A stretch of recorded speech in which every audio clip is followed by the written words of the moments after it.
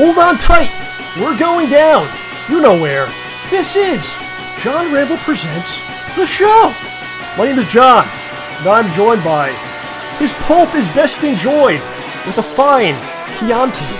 My friends, welcome OJ to the show.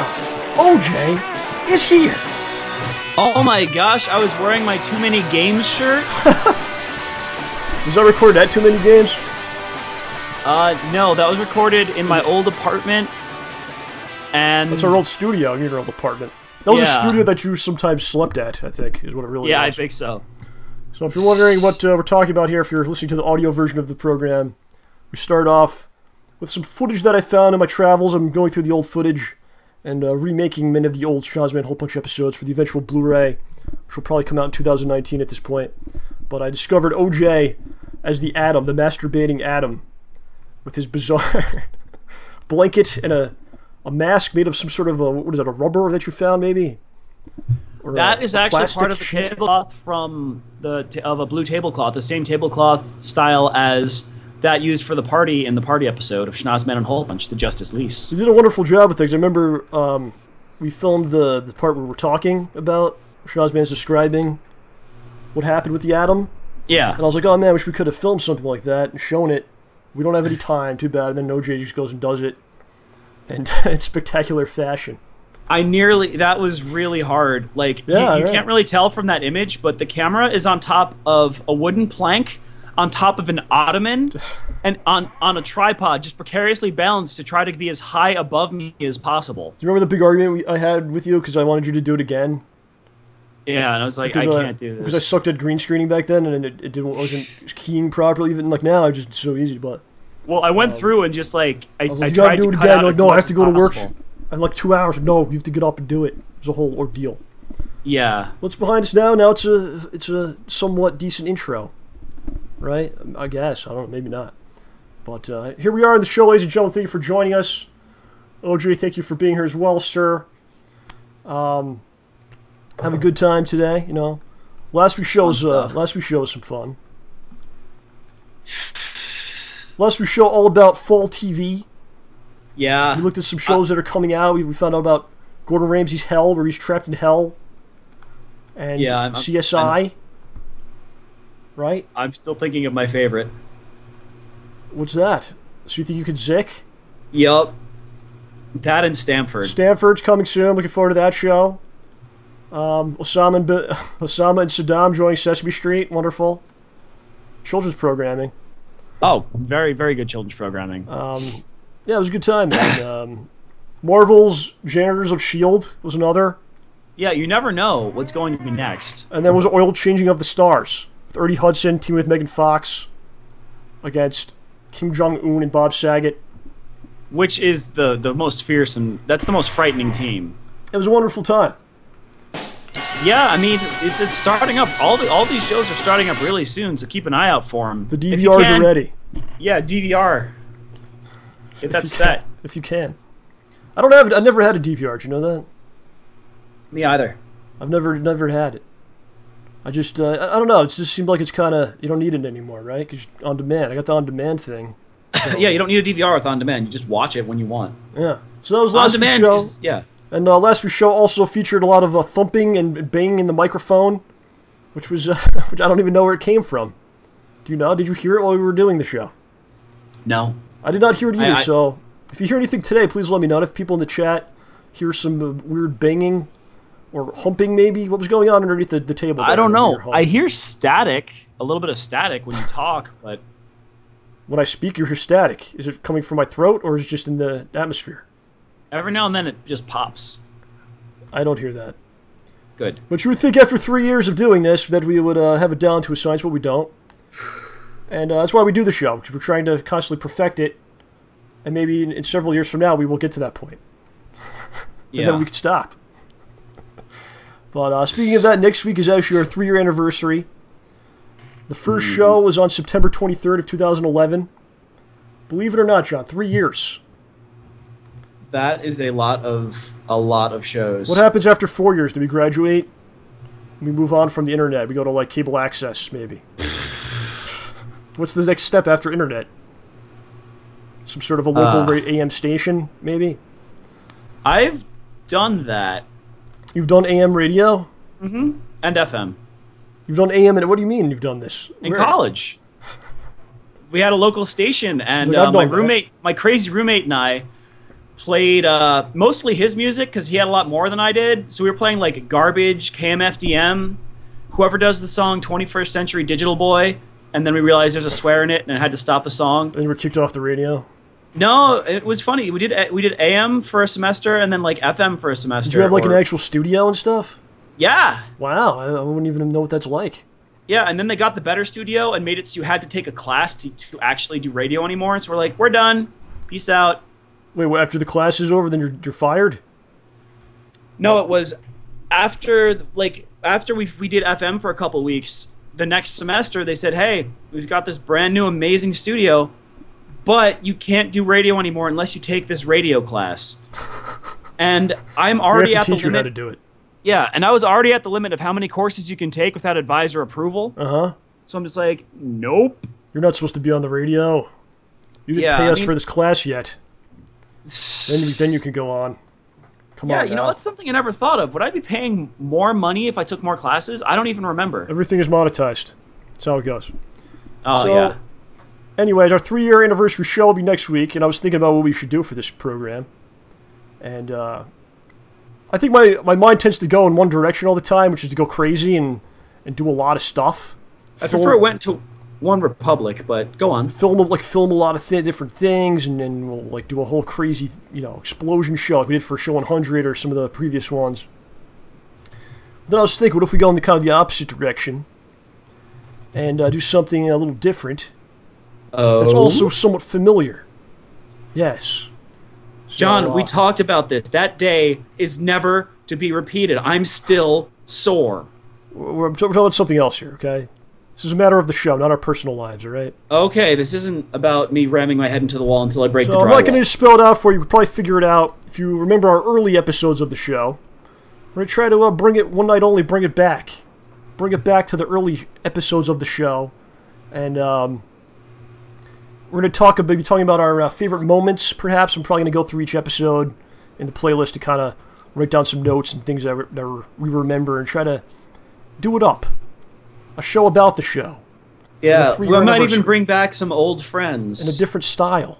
This microphone I'm talking about. Or we're gonna go back to our old way of recording, and my microphone's destroyed. It's mine is too. I don't know how it even survived. Yeah. Like, it's funny, like, I went from, this is gonna pop a little, this microphone to this giant behemoth. Bang, bang, bang! Bang, bang into your room, you know you want it, bang, bang. It's copyrighted music, John. Actually, you wrote that song, didn't you? So it's okay. You're the copyright holder of that. I thought you were allowed to make jokes and stuff. No, you're not. There's no room for jokes on YouTube. It's mostly just complaining about things and bashing other people that make videos. It's a good thing that I'm bad enough about at singing such that the machines can't figure out when I sing. Okay. But what I'd like you guys to do, if you can, let us know your favorite moments of the show. Post them up somewhere on the comments of this video or on StayBallsy.com or on Twitter or something like that. The forum, and Twitter. We'll kind of go through it. I know many of you guys have been here since day one. It's insane. And yeah, if you have any questions about certain things, or maybe there's something we talked about on the show that like or maybe we promised to do something that we never did, or we didn't explain something properly. I don't know. You know what I'm saying here? Yeah, if there's something you want to know, this is the time to ask us. Yes. And next week as well, we'll have some new announcements about some stuff, some show-related stuff. We've been working with Mr. Serafix. Serafix is a beast. He's been putting a lot of hours in. That guy is amazing. He's incredible. He's an incredible dude. I hear banging, by the way. Oh, sorry. That was... Dang it! I hear there's banging, No, that second one was me bumping the mic. It must have been me. I'll try to avoid it then. All right, no more moving. And we're working with Serafix. He's doing a bunch of stuff. Very trustworthy man. I give him like passwords to all my shit. He has mine. He has some of your passwords too. He has like passwords to all our stuff. Very trustworthy gentleman. and we're doing a lot of stuff. If you wanted to, I don't want to spoil things, but if you wanted to ever download one of the first 99 episodes of the show, you should be able to do that fairly soon. And there'll be new ways you can watch the show and listen to the show and enjoy it as well. We're opening up many new avenues, and all kinds of things are happening. So tune in next week, and we'll kind of explain what the hell I'm talking about. I don't know. Or will we? Or maybe I just won't. Just keep you in the dark. But on today's program, we welcome Mr. Ed Trotta to the show. Be here in about 45 minutes. You're an Ed Trotta fan. Yep. Excited about this? Amazing. I haven't heard from him in a while, man. Yeah. But we got a bunch of stuff to talk to Ed about. I was actually helping Ed out with a project today, and it was actually pretty cool to do that. It made me feel like I was doing something productive, or something that's actually like in the entertainment world. You do productive things. So it was a pleasure to do that with Ed today. But that said, OJ, I understand that you have some elephant facts. Yeah. I'm surprised you're the one bringing the elephant's facts back. Well, it's one main elephant fact, which is a story. Yes. A story from, I believe, 120 years ago? 120 years ago is a picture. Let me check. If you're viewing this on YouTube. Wait, don't show them until I know if I got the math right. Okay, well... No, it's fine. I just want to make sure I got the math right. Can I read what this says? It has a date on it. 120 years ago. All right, so there's a picture here. It says, "There is buried here a wild elephant who, in defense of his herd, charged and derailed a train on the 17th day of September 1894. What is this all about? So, a long time ago, I believe this was in Malaysia. Really? Yeah.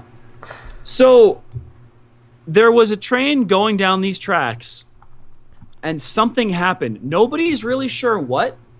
Some people think that earlier the train, the calf of this elephant had died, maybe been hit by the train, or maybe it just saw that the train went into his territory and wanted to protect the herd from it. Yes. So this elephant went in front of the train and just stood there. It refused to move. The train was making loud noises, hooting, whistling. Get out of the way. Really scaring stuff. Yeah. And it thinking? refused to move. Yeah. So the giant elephant ran at the train and hit it head on at 50 miles per hour. Wow. Derailing the train and the 3 cars behind it. Did he injure people on this train? I think they did injure people. It's a wonderful story, but I just find it odd that they put the sign here, almost like the elephant was heroic. And he was too. I don't know. Was the elephant? Have you charged a train, John? Were the elephants in danger that he was doing this for? Possibly. I mean, the train wasn't going to hop off the tracks and kill one. Okay. I mean, it's possible that an elephant, a little baby elephant, got killed. I think the elephant was heroic. I just think it's odd that they would put the sign there. You know what I mean? Like, oh, this elephant came and knocked this train down and hurt some people. It's great. Yeah, but I understand the sentiment behind it. Well, yeah. I mean, the elephant doesn't know any better. And I'm obviously on the side of the elephant. Believe me. Clearly. But that is crazy. Yeah, and they put up the sign, and this was 120 years ago today. Wow. So that's pretty insane. Would you have done the same? I mean, I think I know better than to run at a train. Give me a situation where you would have to run at a train. Or you would have to do it. If there was a big red button in front of the train that needed someone to hit it in 3 seconds, or it's going to blow up, I guess, the continent. Yeah. I mean, if I'm going to blow up anyway, I might as well try and take it down. Though honestly, I'd probably throw rocks at it. I think we all need to kind of take something from this, and sometimes you gotta let the train hit you, you know? Sometimes you gotta ram the train. Sometimes you gotta ram the train before the train rams you. Right? Oh, dude, that is so a song that can happen. Yes. It's gonna have like a a train chugging, bass line going on. Uh-huh. And then like, sometimes you got to ram the train. There was just a T-shirt. Yeah. Of an elephant just freaking banging a train. Yeah. Just bending over a train, you know. Wait, bending over a train? Just bending it over, you know. That's a little bit different than what I had in mind. Yeah. I'm not suggesting people and or elephants have sex with trains. That was never my intent, so just keep that in mind. Not me. So it's the 120th anniversary of this elephant throwing himself in front of a train for no reason. It is the 30th anniversary of the show. And there's a lot of anniversaries out there. Not as big as those two, though. No, there's a bunch. Ghostbusters has turned 30, the same age as you. You were born very close to Ghostbusters. Did you know that? Yikes. This explains quite a bit. Am I older than Ghostbusters? You are 1 week younger than Ghostbusters, John. I'm 1 week younger than Ghostbusters? Yes, it came out a week before you were born. So I never came out on lived Labor in a world without Ghostbusters. Labor Day of 1984. Wow. Yes. So I want to ask you some it's obviously a classic movie. I would say it's probably my favorite movie ever made. Wow. I want to go on the limb and say that. You know, it's funny. There's movies that I might say are my favorite that are inferior to Ghostbusters, strictly. Well, sometimes you like a movie for your own personal reasons. Maybe it's something you kind of relate to something in there, whatever. But for whatever the reason is. And I would say that you can make a list of the greatest movies. It's not necessarily your favorite movies, right? Those could be two different lists. Yeah. Because you could recognize that this was influential, but it's not necessarily something that you would prefer to watch over something else. I don't want to watch Schindler's List again. No? It's traumatic for you. Dude, that movie is messed up. So, what is your history with Ghostbusters? And I'll give some of my thoughts on it and my experiences with it as well. But when was do you remember the first time you saw it, or was it introduced to you by someone, or what's it all about? I remember seeing it as a little kid, and the big things I remembered were the New York Public Library. Yeah, the sets are incredible. Yeah, the New York Public Library, the ghost detector. I forgot what it was called. The something meter, the spectrometer. What was it called? I had one of those as a toy. Yeah, what was it called? I don't remember. Actually, we should say that it just came out. It was released on Blu-ray. The first and second movie were released on Blu-ray yesterday. I actually ordered them from Amazon. Have not arrived. Aww. Yes. Whatever the meter was called, I can't believe I forgot the name of it.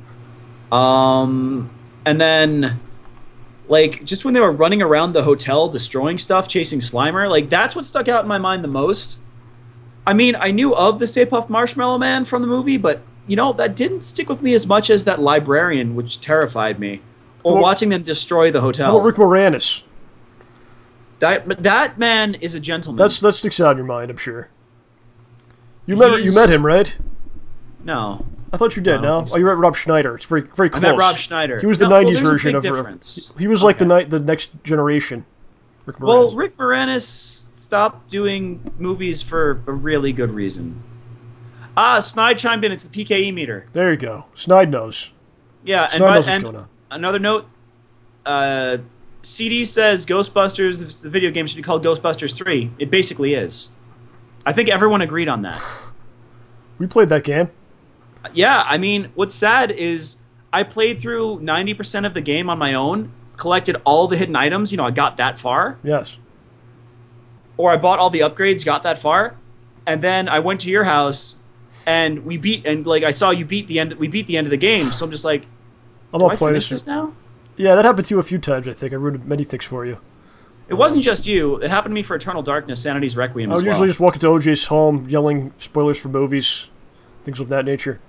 My parents tell me that I actually saw Ghostbusters in the theater. I was probably under 2. I was under 2 years old. They say that I was there with them. As a side note, my mother and my father saw the Rambo movie. One of the Rambo movies, maybe it was the second one, I'm not sure. But my mother was pregnant. I was inside the uterus when she went to see the Rambo. Wow. Yeah, that's what they tell me. That's something, right? Is that okay for a fetus to see? Something like that? Very violent. Well, oh gosh, you just made me think horrible things. So your mom went to watch Rambo First Blood. Yeah, I think it might have been the first one. I'm not sure. It was around 1981 or 2 or something. I don't know. Yeah. Because, like, dude, like, when you're thinking about fetuses, First Blood, man, dang, yo. I wish I was born right then and there. Could have seen some of the film. Yeah, well, you had your own issues with. But the first time I remember seeing the movie, like actually being able to watch it, my father taped it off the television. We talked about this last week, how you could use the VHS tapes to tape things illegally off the television. And every time they would ever do this, they would always like start it late because they're probably going through the channels. Oh shit, Ghostbusters is on. Hit record, but you're not at like the beginning of the movie. So I just thought it started like the first thing that it started with the library with the ghost in the library. That's where it started. Yeah. So I just thought that was the beginning. I always thought that was so strange. You know, I didn't understand. There's these guys in the library getting yelled at. Why? Then they become the ghost. But okay. But yeah, I love that. I watched this tape like a million times. And then of course the cartoon came out, and there was like 2 different cartoons. Do you recall this? There was the real Ghostbusters, Extreme Ghostbusters. Well, that was later on, but there was the Ghostbusters, then there was the real Ghostbusters, because there was like some kind of dispute of who really owned it or something. Yeah. And then they were like, this isn't the real affiliated one, this is like a bootleg one, we're the real Ghostbusters. Then it had many of the toys and stuff like that. And it was one of the first like real things I really sunk my teeth into and really loved a lot, you know. I remember one of the toys I left outside in the sun. I think it was Bill Murray. Aww. And his face was melted. He became melted, so I would use him as like awful. He was like possessed. He was like a ghost version. So wait, you had toys where the characters looked like the movie guys? No, they were based on the cartoon. Then it didn't look that much like Bill Murray. It looked more like him after the melting occurred.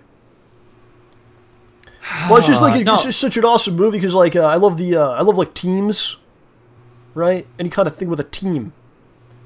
I love that kind of stuff, camaraderie, friendships, and yeah, and that's why I was like I want to be a freaking Ghostbuster and hang out with these guys, you know? Oh, me too. It was always like that. So, I mean, I always wanted to be Egon. Because they're all smart. Be a Ray. Egon was the smartest. You could be a Ray or an Egon, I think. Either one. Because I do stupid, goofy stuff like Ray, but I think I could. I mean, but I think sometimes I think in this weird, logical, detached, not quite the way normal people think thing like Egon. I think you fashion yourself as an Egon, but you're more a Ray. Shut it! That's what makes me Ray. I mean, what? No, but like. And I remember I had a Stay Puft Marshmallow Man plush toy that I would sleep with. I had for kindergarten graduation. I remember this vividly. I came home, and my mother took me up the stairs, and there was the proton pack, and the gun, and it basically had like a. Did you ever have it? At the end of the gun was like a. Cause you know how it shoots like the laser shit, right? It was a big foam yellow. Yeah. Thing. Yeah. I never had. I don't remember if I had a proton pack. I actually had. I forgot what they called it. It was basically like a grenade launcher that would shoot yellow foam cylinders. You could store 6 of them in it and just went. Funk, and there was another one that had the laser things, and you would turn like a wheel, and it would make them move, so it looked like you were shooting the laser, kind of. Oh, that's cool. And there was PKE. Oh yeah. There was one that was a you turn the lights off, and it had it was like a flashlight, and it had different ghosts. Yeah, you turn a wheel, and there's different like things in there that would display different ghosts. That's pretty cool. Maybe like, oh shit, Slimer. Then you go. I got Slimer again. Yeah, Lame. But it's really your sister, and you run over and tackle her. Then you get in trouble. Okay. Yeah. I had one of my favorite toys was Egon from the episode of the cartoon where he mutated into this giant beast and went nuts. He's like in the protective suit, but the helmet comes off or whatever, and he just turns into this giant beast and he starts rampaging around. Did you have the one where you squeeze their legs and it makes it look like they're afraid and their mouths and eyes pop out? No. Well, maybe I remember that, and that freaked me out. Yeah, it's supposed to be like they're really scared. So you squeeze their legs and they go like they bulge out. I think more it's like, oh gosh, my crotch. So that's Ghostbusters, man. I'm definitely going to be checking out the Blu-ray. It's crazy when they make these Blu-rays. I think they already did one, but this is the 2K version. It's in 2K. And it's, I don't know, it's great. They just keep making them over and over again, but people like me buy them, so, you know, why not, right? Keep doing it. Yeah. I mean, a couple more toys, though, you're leaving out. Okay. The best one was the firehouse with the slime. I had that, yes. You would pour the slime through the roof, and it would just go all the way down through different holes. Yep. But my favorite toy, which I had until I broke it, because that's what happens with things like this, was the trap. It was a plastic trap that had a wire attached to it with a foot pedal. So you're supposed to slide it along the ground, but I kind of tended to throw it. Yes. And the foot pedal's cord was really short, like really short. Yeah. So it would, tug really far, or you'd have to grab it and try and stop, not snap the cord, and then you'd stomp on it, and the trap would open. Huh. Like it would open, and like you were catching a ghost. It was amazing. The best toy of all was the Ecto Cooler. That was so good. So people don't know this. Yeah. They sold a Ghostbusters high C drink called Ecto Cooler. It's Slimer on it, and it was supposed to be like you were drinking the slime, the ectoplasm. Yeah. Is that what it's supposed to be? Slimer goo that you were drinking? I guess. Yeah, that was interesting. Well, it didn't kill Ray, it didn't kill Peter Venkman the 10,000 times he got covered in it. Some had to get in his mouth. Yeah. So actually, I forgot to mention this. Krispy Kreme is making 30th anniversary Ghostbusters donuts. I think I have a photo of this. Let's see here. For those of you who live near a Krispy Kreme, call them in advance and order these amazing donuts. I am actually tempted to drive 1 hour and 24 minutes to a casino to acquire them. To a casino to win the money to possibly obtain these. I want donuts. So there's Ghostbusters donuts for the 30th anniversary of Krispy. I knew Krispy Kreme still existed, but they do apparently. I do want to say the Ghostbusters donuts do not compare to the Schnozman cake, as you see here, that OJ created many a year ago. Aww. Thank you. Yes. It looks more delicious to me. Well, didn't I end up making 2 Schnozman cakes, like a spare, just in case I messed it up? In case I threw one at you or something. I don't know what was going on. So, there you go. Ghostbusters. Huh. It's the best around. Yeah. And again, you're eating effing Slimer, man. Look, it's purple slime. By the way, in case you're wondering, guys, one of the Ghostbusters logo sugar piece with the Slimer slime is a marshmallow filled donut with like a vanilla cream, and the one on the other side is like a marshmallow donut with marshmallow with marshmallow on top, and then a Stay Puft hat made out of sugar. You're really on top of this. You're gonna have to get these. You're gonna lose your mind. Yeah, I can't do it this weekend though because I'm on call. I can't make it up there. Like, this would be the perfect time to do it, but I can't go. It depends which call is stronger, the call of your job or the call of the donut. And whether they actually have them at Mohegan Sun. So another anniversary is happening, John. SNK's King of the Fighters is the 20th anniversary, 28 years. That means that the game is as old as its main character was in the first game. What did you think about King of the Fighters like the first time you saw the game? I honestly didn't see it for a long time. Later on, maybe you caught it. I caught it later on. Like, when I was a little kid, if I saw it, I'd have been like, that looks like Street Fighter. Yeah, see, that's exactly my reaction. I remember seeing it back then. And, because I was big into Street Fighter, Mortal Kombat come out. Then I saw King of the Fighters, and it was just like, it's like they ripped off Street Fighter. How could they do this? It's honestly, though, the characters play so differently sometimes. Ripped off, this is a Street Fighter ripoff. What the hell? It's like mad. But then you actually play the game, because they had it in these Neo Geo cabinets that had like several games in them. And sometimes you couldn't get to the Street Fighter cabinet, you couldn't get to the Mortal Kombat cabinet, because all these older kids were playing them, they were all dicks. They all smelled. And I did like the Neo Geo cabinets. I'm like, look how many games there are. Press the button, it's this game. Did you ever pick the wrong game by accident? That would happen often. At least once. Yeah, that would happen often. But so I decided to play the King of Fighters. And I was blown away by the game because you could actually make your own team. You pick 3 guys. So I was like, okay, I'll pick this guy who looks like Ryu. But then it's like you have to pick 2 more. It's like, huh? And you get to choose who they are. But I already got the guy who looks like Ryu. What more do I need? And they're like, what is this? You're teens? And that was such a cool concept, right? And all the characters are pretty unique and different. And those games also have like a storyline to them, even though it's pretty much always the same kind of thing where it's like we're all inviting the best. It's Enter the Dragon basically is the storyline. Yeah, but there's this weird undercurrents and weird other stories going on behind it, like it's clones and all kinds of weird shit. There's clones, but it's like, well, like one of the stories is they're trying to raise the ancient demon god Orochi. And then you fight him. But yeah, but it's always the same story where it's like we're inviting the best fighters in the world to come in this tournament, but then it's like some devious plot.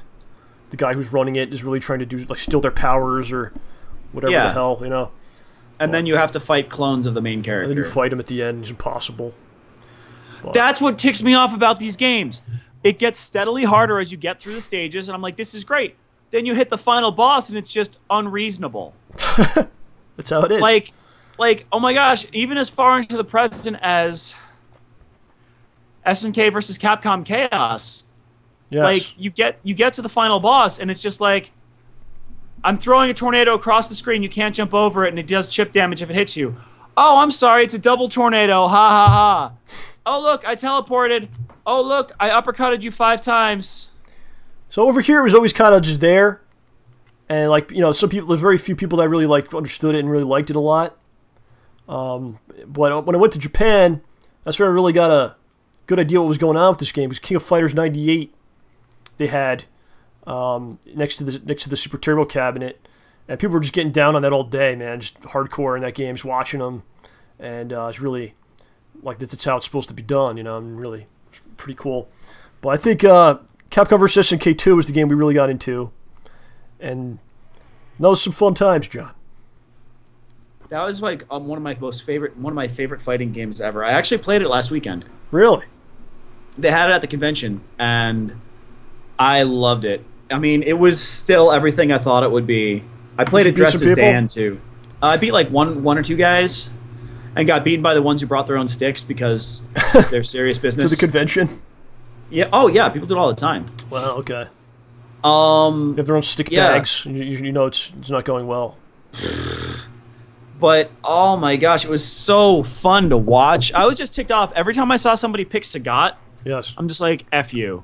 Oh, he's your ratio 2, huh? Okay. We're done here. You were pretty decent at the game. I think I was trying to get you into it big time, but then you were kind of like, this is going to eat my life. But I didn't understand that. I just kept going. And you went off to college and things like that. I don't know, man. I just can't get so into, like, I can't get that into stuff. That's good. It's good and bad. You don't want this. It's good and bad. But I'll tell you, that was some of the most fun I ever had. That fighting game, the only thing I really hate about it is that each match is about 5 to 8 minutes. I remember you brought it would go forever. Especially tournaments, people just sit there. But I remember the first time I played, I think you brought it over to my house on a burned disc for the Dreamcast. Yeah, it was Corey's. Yeah, both of you guys came over here with it, and you're like, and I was like, oh wow. So,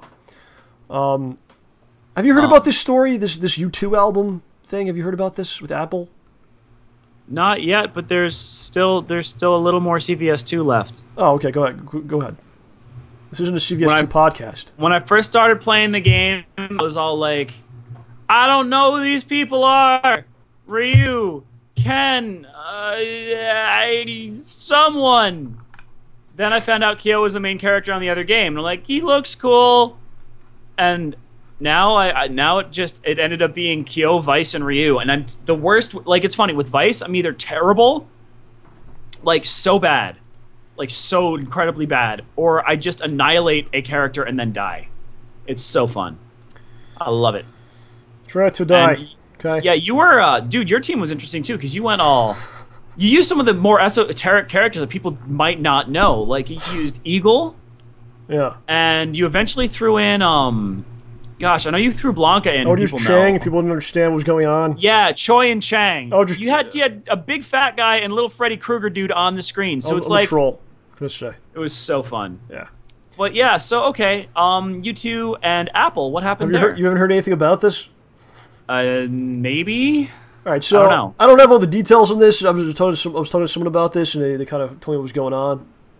You know, I don't do any research for things we talk about here, but apparently U2 put out a new album, and Apple is giving it out for free, John.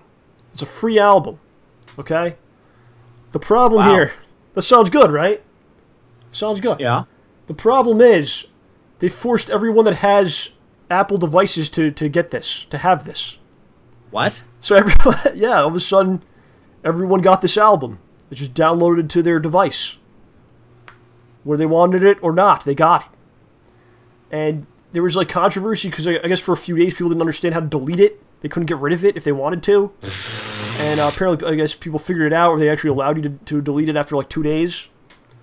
And that's that. Wow. And that's up, man. And it's pretty funny. Just imagine that. Do you think that's the future of media? They're just going to give you shit. I mean, it seems like that way already, because when you buy a phone or something or a tablet, it comes with all these apps that you can't even get rid of. Oh yeah, no, that's horrible. I mean, well, the thing is though, I'm bad in that if you give me something like a song, I hate deleting data. I hate removing data. My phone and my Zune and my other stuff came with some terrible music, like just really bad. Yeah. And it's just one song from the album, and I can't bear to get rid of it. What do you think they were trying to accomplish with this by doing it this way? Instead of being like, do you want this, or you can just get it if you want? What was going on? What was happening here? Someone got paid. They're just like, oh man, I love this song. I'm going to buy the rest of it. No, you get the whole thing. You don't have to buy anything. But you're forced to have it. Well, if you like U2 now, then you'll go buy more stuff. You think that's what it is? Like, oh wow, this U2 album, this from this band that's been around for 30-something years. Excellent. I'm going to buy the rest of the catalog now. Honestly, this is what I think happened. Yes. Well, first of all, I'm wondering who U2's label is. I thought it was like, I don't know if they have their own label now, but they used to be on like what, Joshua Tree There's only like Records 2 or 3 that exist. Well, if that's owned by Apple now, then I can see why. But my guess is Apple threw U2 a ton of money. Like, here's more money than you're going to make on this album, or almost, or as much, or less money than you might make on the album, but more than you might make on the album. We're going to give it out for free, but what's going to happen is we want people to use our services, so they'll be like, oh man, I get this free U2 album. I'm going to use these services. Instead, it's just like, I don't want this. You know. I think it's such an interesting way to just mess with people. They have such power. They can just send you anything. Just imagine that. That's a little messed up. Like, like my phone's being a d-bag. My phone keeps saying, "Hey, update." I'm like, I don't wanna. Tough. Update now or later. Close, and it would keep coming up. I'm in the middle of playing a game, and it pops up. I'm like, it's definitely no. I think people you gotta realize, especially like with the all the nude pictures that came out and everything, people thought they were taking it privately, and it's like the devices are. It's not your device, right? It's not yours at all. It's just you just have it. Yeah. But you're not in control of it, right? You're just kind of on loan with the thing. I think it goes for a lot of these things. People think like this is my YouTube channel, this is my Facebook page. It's really not. They're just kind of renting space. Yeah, I mean, and they whatever you're putting on there, whatever you're doing, they have access to it. It's not really your phone, right? If you don't pay for it, you're the product. Right. But even with stuff you pay for, you buy your phones and stuff, but you're on their network and you're under their authority. It's worse if you have one of those big contracts. Oh yeah. Excuse me. Yeah. But the phone thing is so interesting because it's like as a collective society, people were like, "Yeah, we all get this. We all have to have this," and it gets to a point where a certain amount of people like do something, everyone has to do it. Yeah. Because then it starts affecting like you can't get a job or you can't have certain jobs if you can't be communicated with or you can't do this or that, right? I need a phone for my job. Exactly. So it becomes a situation where everyone has to have a product. Everyone has to buy a product. And the people themselves are the ones that let this happen or make this happen. It's a strange thing to think about, right? Yeah. As a society, we're like, yeah, we will all buy this thing, and we will all pay these companies monthly to have this, now and forever. And you must have it. If you don't have it, then you're like behind, and you can't, you know, function properly in the society. I remember when I was a little kid and I was scared that it would give me cancer. Who knows, man? We don't know. Dude, I would hold my breath when I walked past the cell phone section in stores. Well, you're a little crazy. You're a little crazy. I was a messed up child. A messed up human. But yes, I don't know. I don't know what's going on. Because you give them more and more power, they're going to use that power. They're going to give you crappy music albums that you don't want, that you can't get rid of. They're going to do as much as they can. They're going to have all of your photos, whether you deleted them or not, somewhere, someplace. They're going to still hold on to these things. Somewhere they have your photos on their drives. People are so concerned about like government power and all this stuff. The corporations are worse. People complain about corporations. People complain about government power, like having too much control over you. But then everyone's got the thing. Everyone's got the device. Here's my picture. Let me like update the world of where I am right now. The pizza place. Here's a GPS identifier. Here's where I am. Yeah, exactly. Here's where I am. Yeah, right. But it's my phone though. Yes, it's my ankle chain. Something like that. Interesting. I've been working on my comic collection a little bit. I tell you sometimes here and there when I can. What'd you get? I didn't really get much of anything right now, but what I'm trying to do is I showed my comics a while ago. And what I'm trying to do is go through, get rid of a lot of stuff that I don't want, that's junk, and try to turn it into good stuff.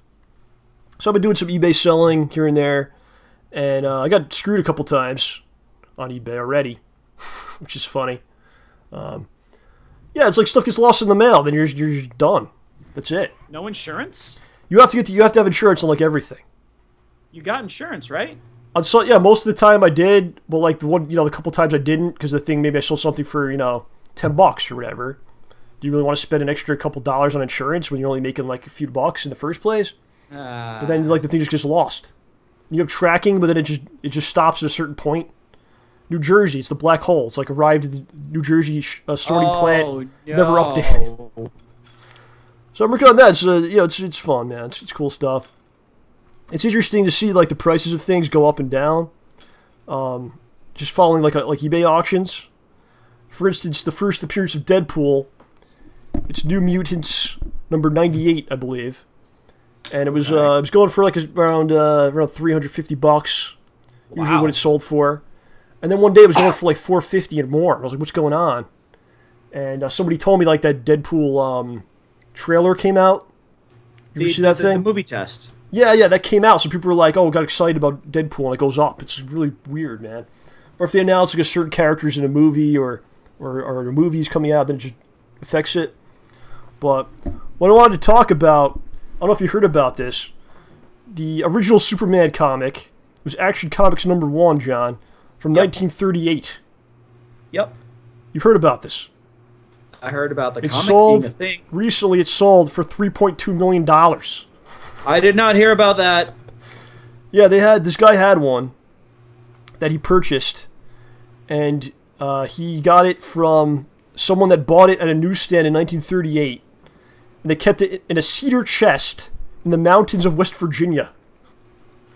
And this dude bought it from this guy, and then he took it and he put it on eBay. And I believe he spent 7 figures on it in the first place, something like that. But he sold it on eBay for $3.2 million. I should also mention it was graded. So like I remember I had my Giant Size X-Men on the show, which was graded. This guy had it graded. He got a 9.0, which is the highest grade that exists for this comic. And it sold for $3.2 million. It was originally 10 cents when it came out. Yeah, I'm checking my wallet right now. I can't afford this. And there's one other copy out there at the same level of grade. And it was formerly owned by Nicolas Cage, but he sold it for $2 million a couple years back. So, 3.2 mil, John. That is a lot of money. It's crazy, man.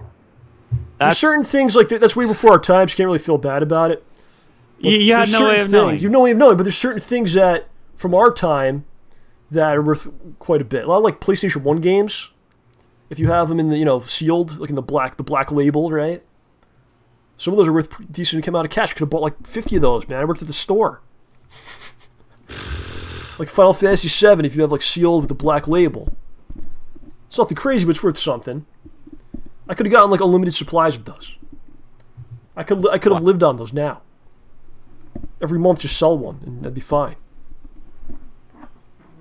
You never know. Whoa. Hello? You don't know what's good and what's going to go. Yeah, you're gonna have to stop whatever you're doing. No, someone in the chat just pointed it out. Max Headroom OJ's here, ladies and gentlemen. Do you want to turn off whatever you have on there? I did. It was something actually relevant-ish about buying things for lots of money. Yeah, you can't mess with anything on the internet when we do this. Sometimes it works. He's like, I almost called the ambulance for you because it looked like you were having a seizure. Some sort of a spastic fit. No, I'm occasionally checking the stream here. Yeah. The chat, and Microsoft bought Minecraft. Yeah, I know about that. Holy pants. Yeah. That's insane. And it amuses me so much because it's written in Java. Okay. But oh my gosh, man. That's insane. Just the amount of cash or the fact that they bought them? Yes. Both? It breaks my mind. Yeah, right. It's a strange thing, you know? Like, that dude came up with that idea and made it happen, and then look what turned out, right? Well, didn't he, like, I don't remember if he used Kickstarter or just asked people to send him money. Do you ever, like, feel like you're on the verge of some kind of an idea? I think it's such a thin line between failure and success, man. It's just... Yeah. It's such a thin thing. Sometimes I think... Well, not all the time, right? Sometimes you see something like, okay.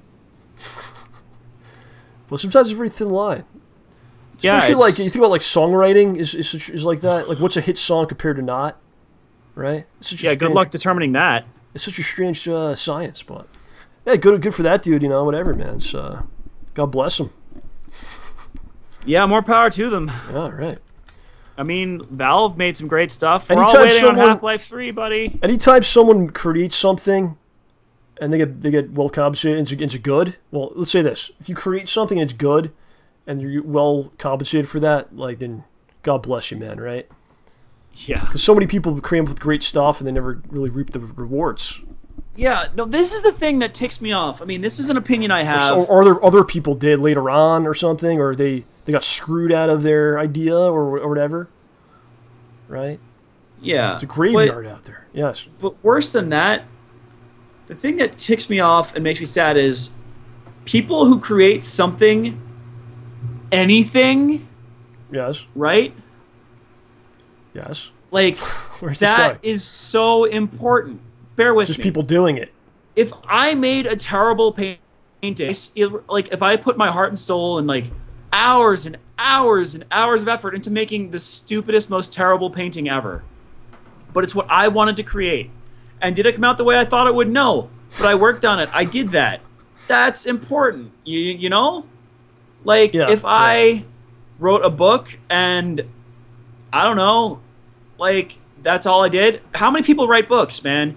You wrote a book, you're amazing. The way that you're taught as a kid and as in your entire growing up life is like you're not supposed to really do much unless you're going to get paid for it.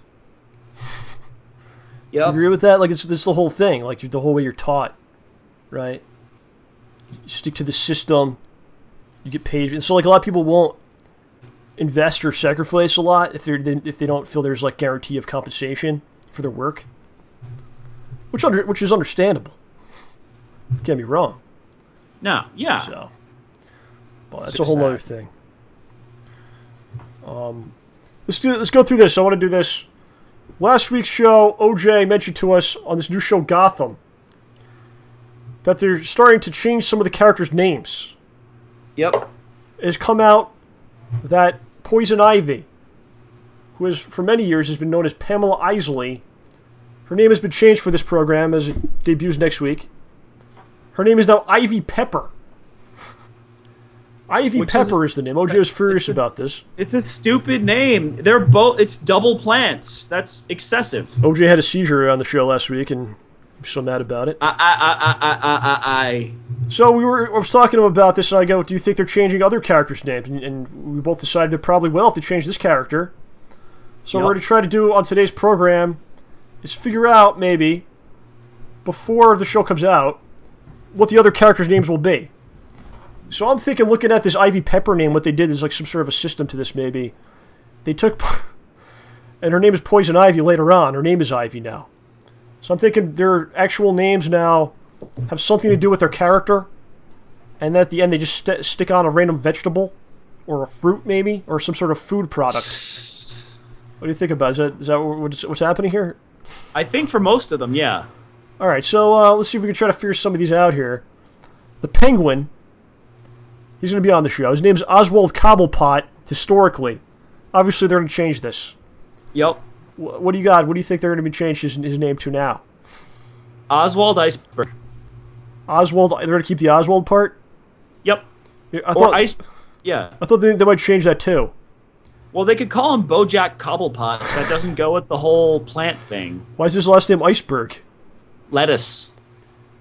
Iceberg lettuce? Yep. I think his name's going to be Bird. Bird Iceberg. That's his new name. That's true. It is redundant. It is redundant the way they were doing the other one. They're redundant names. Yeah, like... Okay, so let's take another one. Who's next? Let's the talk Penguin about is now... What is it? The Penguin is now Bird Iceberg. Very nice. Oh, actually, you know what? You want to make it dark? You want to make it really birdy? Call him Raven Iceberg. Or just Ravenberg. What is how does a penguin walk? He like waddling. It waddles. Waddle. His name is Waddle. Waddle Cobblepot. That's his new name. All right. Catwoman. Catwoman. Okay. Selena Kyle is the Selena Kyle has been the name for many years, going all the way back to many decades ago. Feline maybe is her name. Feline Pussy Willow. Feline Pussy. Willow. What's It's a Pussy Willow. What's the name of like cat's food? Do they have a specific brand they eat? Oh, I would work that into it as well. Meow Mix. Yeah, Meow Mix, Pussy Willow. Her name is Selena Meow Mix. All right, Mr. Freeze, Victor Fries. And I like the. It's interesting because the Batman villains, their names are like pretty well put together. The Riddler's name, his is kind of over the top.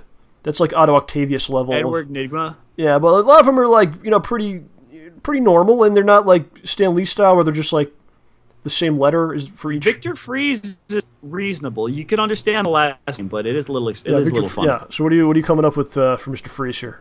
See that we've already taken Iceberg lettuce, so that makes it harder. So Refrigeration is his last name.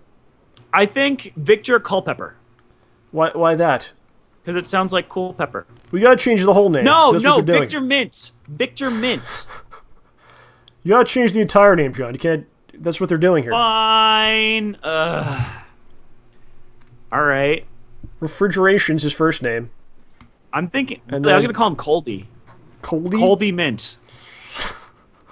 Colby because it sounds like cold, and because Colby Jack is a type of cheese, and cheese is generally refrigerated. And these names should be ice cream. How about that? Freezer Burn, Freeze.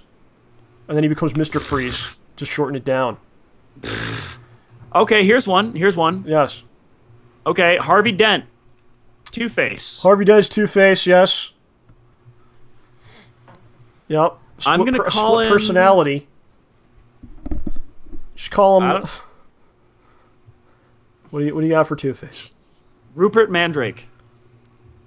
How about ugly face, good face, beautiful face?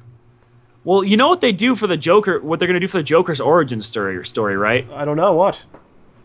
He's going to be a man whose name is Joseph, and his last name is Kerr. How about Rikaj? It's spelled backwards. That's his real name, and then he becomes Joker. For his I still think it's going to be Joseph Kerr. Or... Because he's Joe Kerr. Joseph Kerr? The brother of Steve Kerr. Yup. How about the Riddler, Edward Nygma? We talked about that. Nigma. Question, ponder, something like that. Ponder. Yes, because actually Ponderosa. No. In Terry Pratchett books, there's a character named Ponder Stibbins. Ponder Nigma. So we'll call him Ponder. Call him Ponder. Ponder query. Ponder question. Annoying jerk. The annoying bastard. That's his name.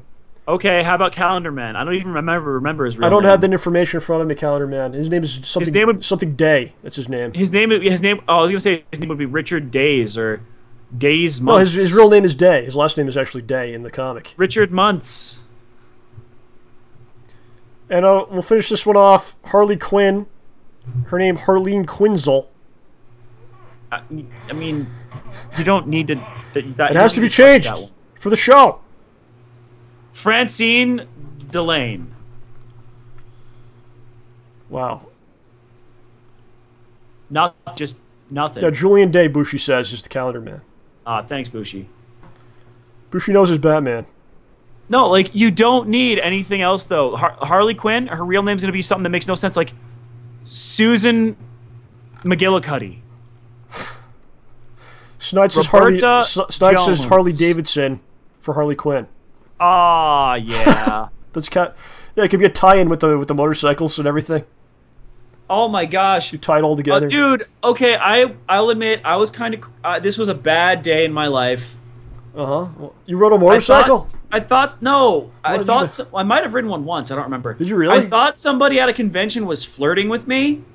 Okay. And they totally weren't. But they're like, oh, why did yeah. you think they were? What was happening? Because they kept saying things like doing Harley Quinn impressions and going, would you like to ride your Harley? I'm like, was she rubbing your crotch region or something? What was going on there? No, dude, this was years ago when I was a lot dumber. All right? This is before the show. Many years ago. Before the show made you a man that you are today, and before you carried a plunger around the streets of Stanford and really grew up. Uh-huh. But, like... So what happened here? No, I just felt so bad. I thought she was, like... I thought she was flirting with me, so I was, like, trying to start a conversation, and nope, it was just, like... Nope, I just really like saying suggestive things in a Harley Quinn voice. Like, okay. I get it. So she was, like, dressed as Harley Quinn, or no? No. She was just doing Harley Quinn voices? She say, do you want to ride the Harley? Do you want to ride your Harley? What? What did you say? Yes? Okay. I was like, ha ha ha, ha ha ha, that is clever. Do you want to ride your car? Do you want to ride your Harley? What is it? Oh, like she's yours? I guess. I mean, and the thing is, I would not have even said anything to her except one of my female friends was like, "Dude, what's wrong with you? Go talk to her." I'm like, "Are you sure?" Yes, go talk to her. She's telling you to ride your Harley. Come on. What do you mean? Yeah, like, oh my gosh, that was not the correct choice. She's a little crazy. Sigh. Well, you made it out alive, John. All right, my friends, we're going to take a step away for a moment. Take a break. Stretch your legs. Masturbate. No, if you want to. I mean, I don't know. Sometimes these things just come out, John. I'm sorry. Get a beverage. How's that? That's polite. I'm out of beverage. Take a bath, a quick shower, a quick cool off from the hot action of the show. You need to hose yourself down a little bit, cool down. Come back. We'll be back shortly with Mr. Ed Trotta. See you soon, my friends. Thank you. Bye-bye.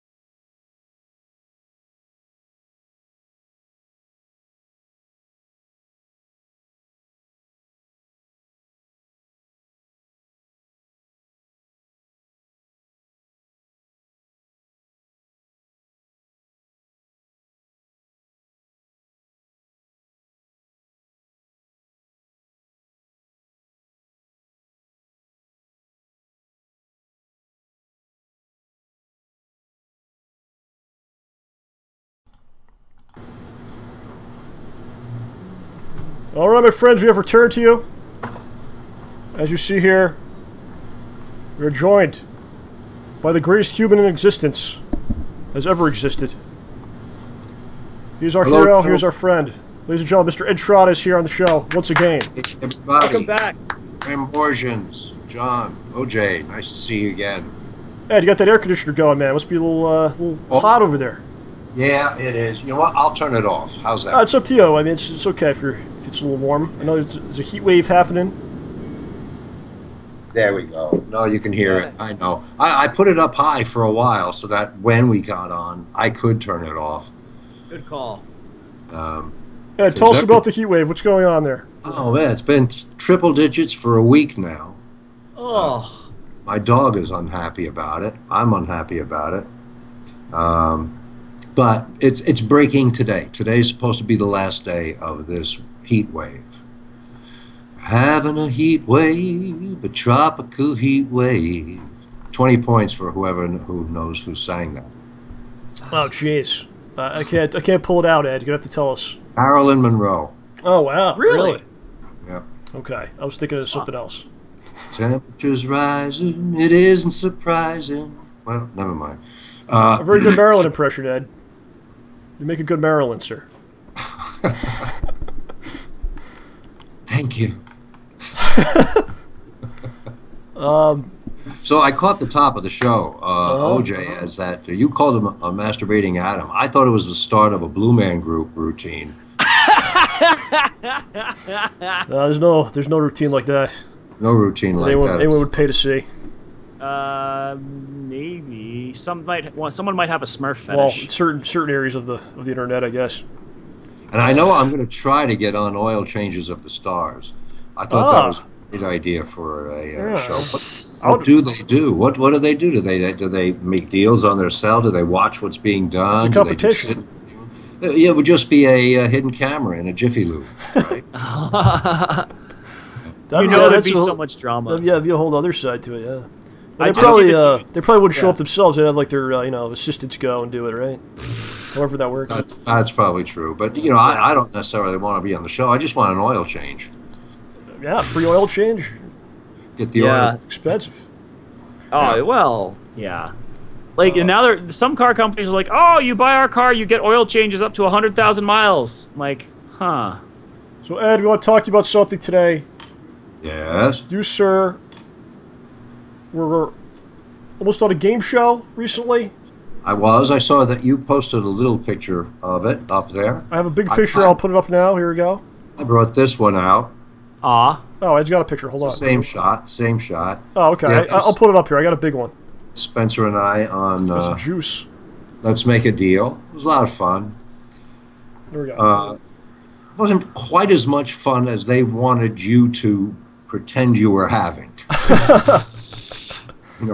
And frankly, they wore me out. By the time it was game show, I was just worn out. They want you jumping and screaming and laughing and clapping for like 2.5 hours. Oh my gosh! Before the show is on, and they swear that that you're on camera all the times, and the producers are going to pick people from the audience who are the most energetic. And it was funny because at first my daughter was the one saying, "Oh, Dad, I don't want to go on a show where you have to dress up and look silly." Yeah. And I was, "Oh, come on, it'll be fun, it'll be fun." As the day wore on, she was the one starting to have more and more fun. And I was the one who was saying, we're not going to get on. So how's this come about, Ed? You just how's this work? You just show up there and you try to get into the studio audience and then they pick you? Or like, what's the process? Yeah, basically, you can just line up outside their studio. But what happened was I had auditioned for a new game show called Extreme Spelling Bee. Oh. Must be a year ago. It was like a new show that never went on the air, I don't think. But they had my name in their list of candidates. So they just sent me an invitation. So I didn't have to wait online as long. Oh, that's cool. Yeah, it was all right. They got us into the big air-conditioned waiting room. But I found a place where I could go out and have a smoke, and Spencer just went to town on her iPad, So I don't think we were showing enough energy to get. Well, it happens. That's the show with Wayne Brady's the host? Wayne Brady's the host. He's a great host. I think he's the best game show host we've ever had because he's so multi-talented. He really is. And he's a good improv guy. So his rapport with the audience is terrific. But I actually think that the reason we didn't get picked because we had great costumes. I talked to the costume lady when they called. You know, she wanted to know what I was going to wear, and I said I thought I'd be a ringmaster, and my daughter could be the center ring attraction. You know, the girl who rides the elephant, does the trapeze, all that. And she said, "Oh, that sounds great." I said, "But the problem is that the jacket is one that I wore for 4 years in Godspell, and it might be recognizable. And I know they don't like to have actors as contestants. You know, they want you upstaging Wayne Brady because you would have." Well, no. That's what happened. They don't like actors on game shows because we're just distrusted. Just actors and lawyers, the most distrusted people in the world. So, you know, you have to come up with something else that you've done sometime. I told them I was a retired school teacher, and I dabble in stained glass, both of which I've done. Yeah. Oh, that's cool. Yeah. So, but I think that they didn't pick me because I was wearing a show jacket, which is pretty recognizable. Yeah. And do you think it's your association with our program that caused you to be not allowed on television? That was my second thought. It's quite possible. I said, hey, wasn't that guy on the show with John and OJ? Nixon. It's poison for your career. Yeah. It's poison for our careers, I'll tell you that much. Oh, let's speak for others. I'm sure that's not. So you had a good time though. Well, we had a good time. We had laughs, and I got that picture, which you know I've gotten a kick out of, and then like a week later they said, "Hey, you want to come back?" And you know, I don't know how long their season is. I might go back. I might go back as a pirate or a genie. Or something, you know. A pirate genie. How about that combination? A pirate genie, yeah, the guy who tells you know where the treasure's buried. If you want to be real, if you want to confuse nerds, you could be a ninja pirate. Because there's a lot of people who talk about who'd win in a fight, a pirate or a ninja. Yeah, and who comes out on top? We can't figure this out today. No one knows. Ninja, I think. Yeah, probably. It depends if you're at sea. Depends on the setting. Yep. It's all about location, just like real estate, right? Yeah, so, but this, you know, let's make a deal is pretty much luck. It's just luck whether you're picked, whether you pick the right curtain or the envelope or the box that has the good thing in it or the zonk. The only other game show I played, I told you about, $10,000 Pyramid. Yeah, so I actually tried to find the episode you were on because some of them are on YouTube. Yeah. And I did find like a listing. There's a site that has like every episode, like a description of the episode. But there is no video. I could not find video of the episode you were on. Unfortunately, I would love to. You seem like television and radio should have it. Fortunately, really, yeah, because as I was going into Let's Make a Deal, they asked, "Have you ever been on a game show?" Spencer said no, and they got to me and they said, "Have you ever been on a game show?" I said, "Well, in 1974." I said, "You're fine." It doesn't count anymore after a certain point. After a certain point, they just don't want people making a living. Being contestants and winning stuff. Well, let me ask you this then. You went in 1974. You haven't done a game show since then until now? You went to this one. So what's the difference that you noticed? Like the production's so much bigger, like the more equipment or something, or any kind of real difference? Oh, yeah, it's faster paced, faster moving. The cameras are on booms that are swinging all around all the time. Yeah. You know, $10,000 Pyramid was a pretty static shot. They probably had 3 cameras shot, one on Dick Clark, one on the contestants, one on the pyramid board. I don't even think they ever cut to the audience. Wow. You know, and it was a skill game. If you played the game well, you could win money. Right. It wasn't a luck game. So that was different. Right. But at least they're both shows where you watch people win things. Yeah. That's what I like. I like to see people win things. You know, ever since Survivor. Well, actually, yeah, ever since Survivor, we watch people lose. Yeah, one person wins. You watch like 9 people go home sad after 3 months. Right. You see torches being put out and things like that. And you know, even American Idol is a process of elimination, and Dancing with the Stars, and you know, we see people lose, and whoever loses most slowly wins. Yeah, it's like, you know, you're watching it, you're like, man, that my life's pretty bad, but at least I'm not that guy. He just lost. Wow, that's what goes through your mind, huh? No, but here's the thing, though. Here's one thing. So, you know, there's an actual pretty famous like science and logic and math problem about Let's Make a Deal. Okay, explain it. It's called the Monty Hall problem. I don't know if you've heard this before. No. So you know how they have the in Let's Make a Deal, one of the things is you get 3 doors. Yeah. Like behind door number 1 is a goat, behind door number 2 is a goat, behind door number 3 is a car. Like you don't know which door is which. And you say, okay, I want door number 2. And then he says, okay, and he opens one of the other doors and says, okay, here's a goat. What's left is a goat and a car. Do you want to keep the door you picked, or do you want to pick the other door? And actually, you have a better chance of getting the right answer if you switch doors. It's weird, but it works. I'm lost. You should have talked to Ed before you went to the show, John. No, here's why. It makes sense. Here's coach on this. When you pick your first door, you have a 1 in 3 chance of getting the right door and winning. Which means when you pick your second door, you have a 50% chance of having gotten the right door. Yes. Mm-hmm. So it's more likely you picked wrong at first than you picked right.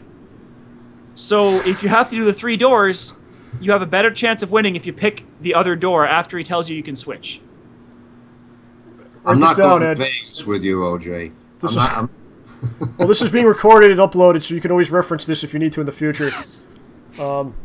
Speaking of game shows, I think like people talk about successful. I thought you were going to say they switch. If they pick the right door, they want the person to win. They immediately behind the curtain switch to. No, that would be cheating. How do you know they don't? They could, but it's still cheating. That would be cheating. Yeah. People talk about like the most successful TV programs ever. The most successful television show of all time, in my opinion, is Wheel of Fortune. Wheel of Fortune. Because you think about how long this has been on, and it's basically the same thing every day. It runs like every night, and it's always the same. It's the same thing. It's the most basic game there is. It is. How long has that been on? Hangman. It's based on Hangman, a game that we all know. Yeah, right. Remember Hangman? Give me of course. Yeah. And most of the successful shows are based on very simple shows that we've known. You know, basic trivia drives a lot of shows. You know, Who Wants to Be a Millionaire and so on. Jeopardy. Jeopardy's also been on forever, yeah. It's also been on forever. The same hosts, too. Those guys are like robots or something. How do they do this every day? Oh, well, it's so routine for them. I'm sure they could do it in their sleep. Like nothing, right? Wow. Vanna White, I don't know how. I don't know. They're all cyborgs, Ed, I think. Keeping her together, man. She still looks good. I remember when she did a spread in Playboy. Oh, really? Yep. Can we get those pictures up on the show next week, John? Find those for us. No, thank you. I don't think she did like the centerfold spread or anything like totally, but she got just hanging out. She got sexy for us. Oh, right on. You know, it's fine. Oh, that Tiffany Coyne, who's the model on Let's Make a Deal. She is, yeah, she's sweet. Did you is say that hello? her real name? Coyne? Wow. Tiffany Coyne, yeah. Impressive. And Wayne's co-host Jonathan, he's very good too. He's very good. They have a good team, and it was fun. It was fun. OJ and I we went to the Daily Show. It's the only television show I think I went to. We went to the Daily Show a couple years ago. The Daily Show. The Daily Show with Jon Stewart. The Daily Show. Yeah. Experience. Ed, actually, I'm going to show something here. I'm going to play something for everybody. Okay. Let's see here. I actually was able to screen capture the scene from Soul Keeper. Where Ed shoots himself. Oh, really? So I'm showing that. Yeah, you can watch it later, but I'm showing it right now to everybody. We're checking this out here on YouTube. Or on the screen. I won't be able to see it now? You can't see it now. You'll be able to see it if you watch the replay. Oh, okay. But it's very interesting. And you have this man, he's tied down. You've placed some sort of a rock around his neck. Symbolic of something, some sort of a gem maybe. I'm not sure what this is. And he's begging for his life. Uh-huh. You have like a cape on with like a like a collar to it. Mm-hmm. And Tiny Lister, who was a pro wrestler, he was Zeus in pro wrestling. Yeah, I remember Tiny being in that show, and Karen. Yeah, you would have seen with him. He's a big guy. Yeah. And you pull a gun here, Ed. And here it is. Wow. God, I wish I could see it. Yeah. I'll watch it later. They don't actually show the. They do a cutaway when you pull the trigger, and they show you on the ground. Good. So, because I'm sure you probably remember. And then you're dead, and now your soul's coming out of you. Oh, I do remember that. And it sort of takes place outdoors, doesn't it? It's like a slab. Mausoleum. Yeah, a big slab on a mausoleum. Yeah. Oh, that was shot downtown open. church, in a downtown courtyard church. Really? Courtyard of a church, yeah. And this is the cutoff point of the video, but basically you take over Tiny Lister's body. That's right. And then he takes over your role for the rest of the show until he becomes a monster. Mm-hmm. The dude who's tied down is Tiny Lister? No, Tiny Lister's the big dude with the hood. Okay, the dude who's tied down looks like a weird William Shatner. He's like the good guy in the show. Yeah, he looks a little like William Shatner. It's weird. A young Shatner? I don't know. It's kind of that weird, but they're kind of wow. going for that. It's a sci-fi kind of deal. I would not want Ed. You looked very, very intense. Yeah, it was awesome, man. Like, Good. You got to get a hold of that outfit and just walk around with that thing. That's intense. I remember the audition for that. The director, Darren Ferriola, said that when I auditioned, he thought he could hear music behind me. Wow. Whoa. I agree with that. And that's why that's a huge compliment, right? That's why he cast me. Yeah. He said I evoked a sound of music behind me. And so that's why he cast me. I can see that. I can understand that. That's a great thing for a casting guy to say, right? They usually don't give you that much. Oh, I was pleased. Yeah, I was very pleased. Those guys are a little more mysterious, right? And you don't really know. Like, I don't know what happened. I kind of wore a trench coat with the collar up, and I wore my Dracula fangs. I remember for it. Yeah. Huh. And well, it worked. It worked. It was a fun shoot. Yeah, it's a fun movie. People want to check it out. I think it was like $5 on Amazon. I enjoyed it. Yeah, I enjoyed the movie. It's good times in there. Ed, you got a new show you're doing coming up. That's right. Tell us about this, please. Well, this is a stage play, and it's called Show Your Wound. It's about the performance artist Joseph Beuys. Not a lot of people know about him. He was a performance artist during the 60s. He was in with the crowd with John Cage and Yoko Ono, Andy Warhol, and some others. And he died of exhaustion. Wow. That was the diagnosis. Died of exhaustion in, I think, '84. And the play takes place at his services. His coffin is on stage. And I play the ghost of Friedrich Nietzsche, the German philosopher. So I'm dead, and there's one other dead philosopher, Rudolf Steiner.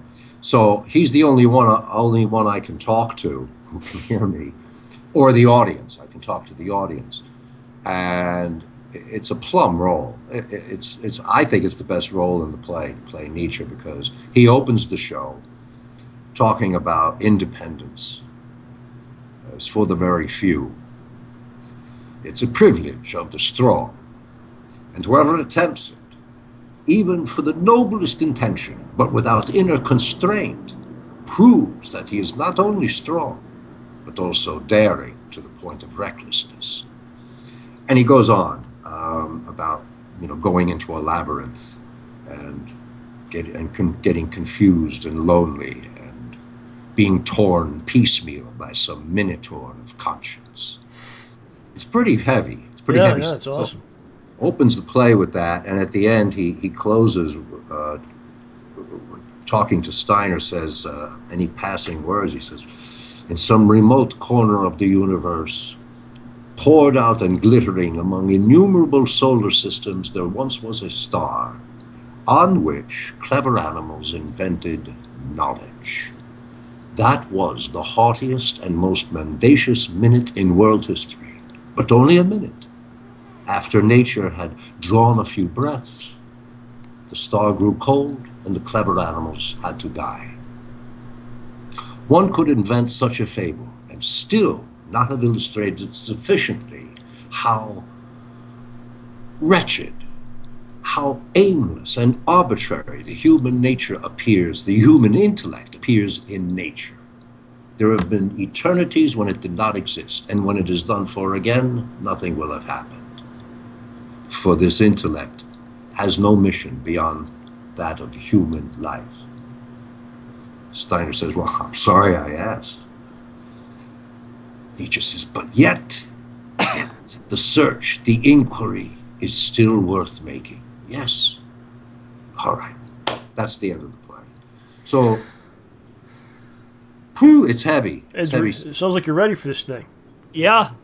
Well, I've just been reading the script, but some of it, you know, the logic of it, if it snaps, it, you know, it's not hard to retain. And you know, and in the middle, I have some zingers, some, you know. Oh, that's nice. You know, you died of madness, right? And he says, well, they say the syphilis didn't help. You know. What's the wardrobe for you with this? What's the what? The wardrobe. What do you put on?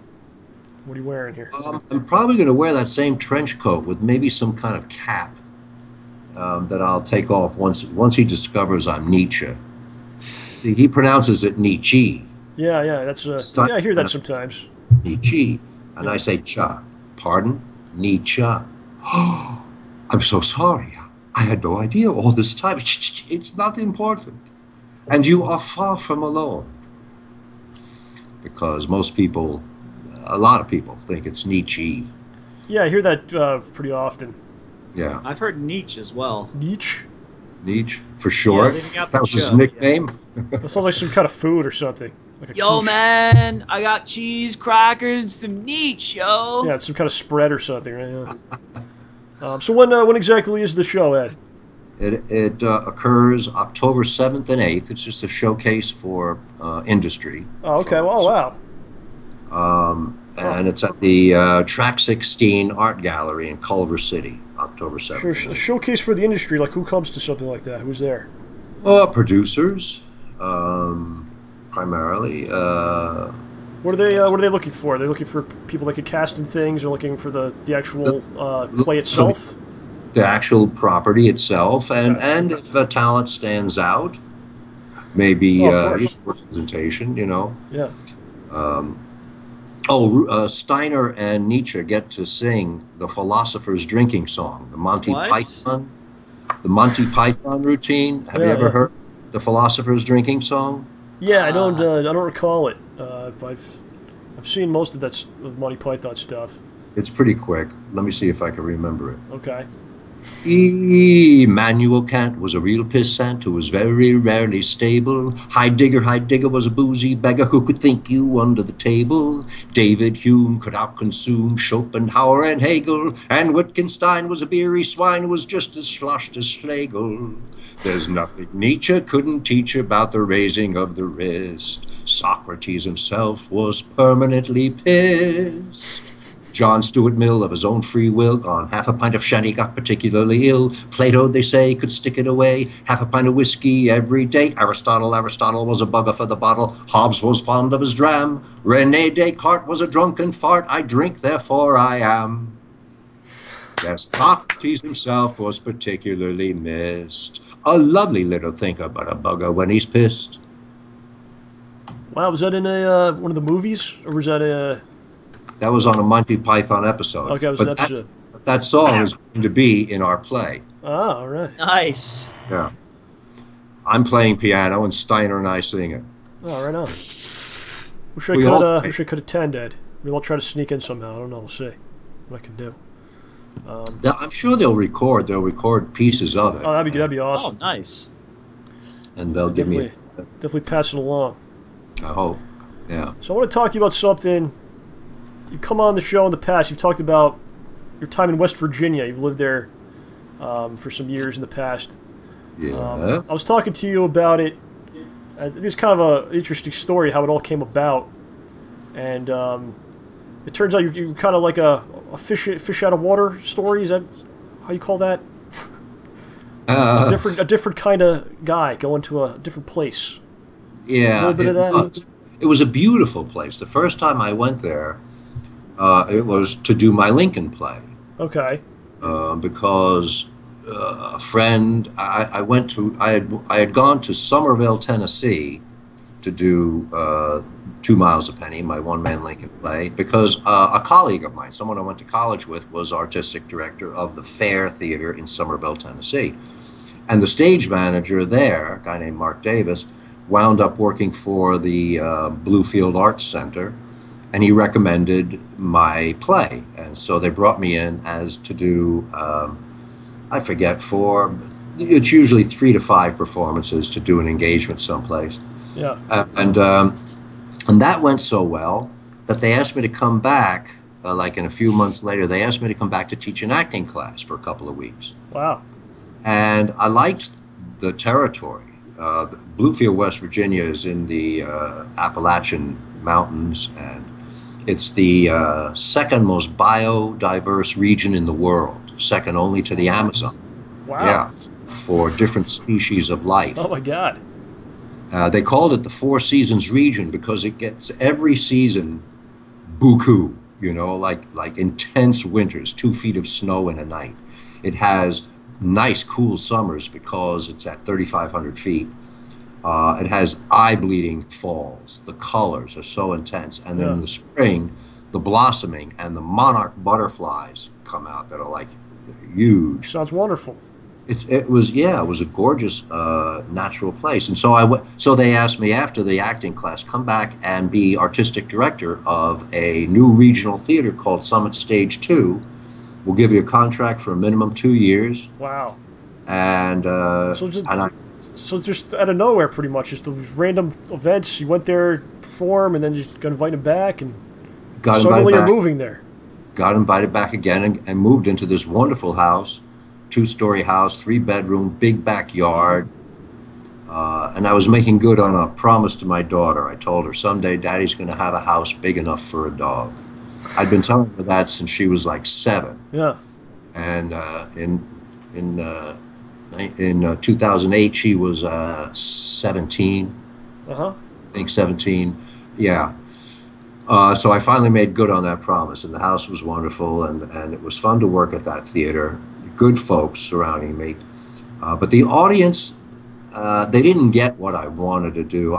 My specialty is stage adaptations. Okay. I've put A Clockwork Orange on stage, Kafka's The Trial. I put on stage for them, I put on Animal Farm and Moby Dick. I thought these would be good educational and familiar properties. And I also put on an original Sherlock Holmes play called Sherlock Holmes in the Case of the Yuletide Puzzle. And I played Holmes in that, and it was a world premiere. They thought it was Shakespeare. Yeah, they didn't know it was a... They didn't know. Yeah, their audiences were a little too interested in just light fare, banjos, and I did give them vaudeville, a vaudeville show, which brought a lot of the local talent out of the woodwork, and that was a lot of fun. I was Al, the MC, and my daughter Spencer played Mitzi, the card girl, and she was terrific, so that was fun. It was, I was teaching, I was writing, I was acting, I was directing. It was a dream job and a burnout job at the same time. Yeah. Was it it was different though? Did they look at you as the guy from the big city Hollywood guy coming here? Yeah, the pro. He's a pro. He's a Hollywood. The pro, yeah. Did that cause some conflicts at times, or? It was a community theater that wanted to raise the bar a little bit on material and performance and just impact, and we were going to we did make DVDs of Animal Farm and Moby Dick to sell, to the educational system.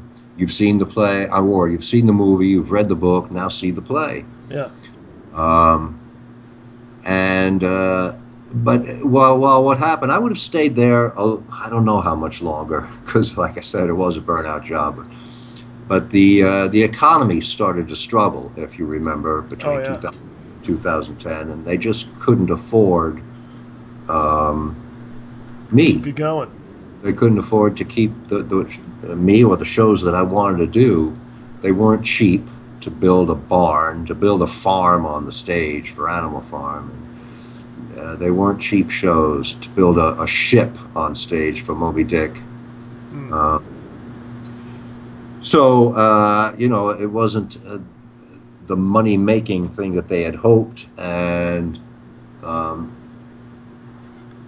so I had been there long enough. It was time to come home. It was time to come back to LA. But it was a great, you know, break from the rat race of Hollywood. Yeah, wow. It's very interesting. So it's striking how it's just like one little thing leads to another. You know, it's that's life, I guess, right? That's life. You just do things, and something can come of it. And you don't know, and you can never tell. You never know. Like the thing you helped me out with earlier today, this out of the blue voiceover job. Yeah. Well, I don't know where that came from, but I talked to the gal. She said, "Please send me a clip of this particular copy," and that's what we put together. You know, who knows? Who knows? It's gonna work out, Ed. I had an audition yesterday for I was a upscale sort of party goer. I haven't had an audition in a few months. Upscale party goer. Upscale party goer for a beer product. I'll just say that. For beer. Wow, it's even more complicated. And my job was simply to flirt with 3 beautiful women while keeping a guy away from me. And there was no dialogue, and they didn't want me to improvise, to speak aloud, but just to dab her forehead and maybe her cheek, and then smell my own handkerchief and put it back in my pocket, and then tell the guy, "Leave me alone. I'm scoring here." You know. But that's the kind of thing. They see 200 people for one role that I think anybody could do. It's like, what, very short? Was it like a minute maybe? Not even worth of... Yeah, maybe, yeah, probably about a minute take. Oh, that's crazy, man. Did it twice. John, imagine auditioning 100 people for something like that. Well, you know, yeah. They're allowed to, so they do. And who knows what'll click with whom. Right.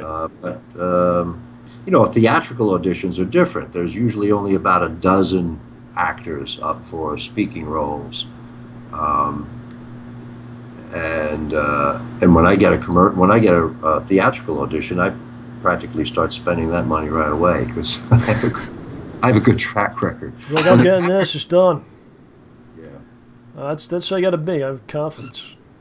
Yeah. Do you have a method going into something like that? I was watching a show, and the guy says he always visualizes the success before he even, you know, goes into the thing.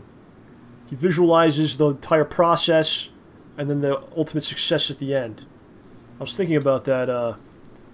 That experience. Yeah, you project positively. Yeah. You have to project positively. If you could see yourself doing it in your own mind, maybe you could actually do it in real life, or something like that.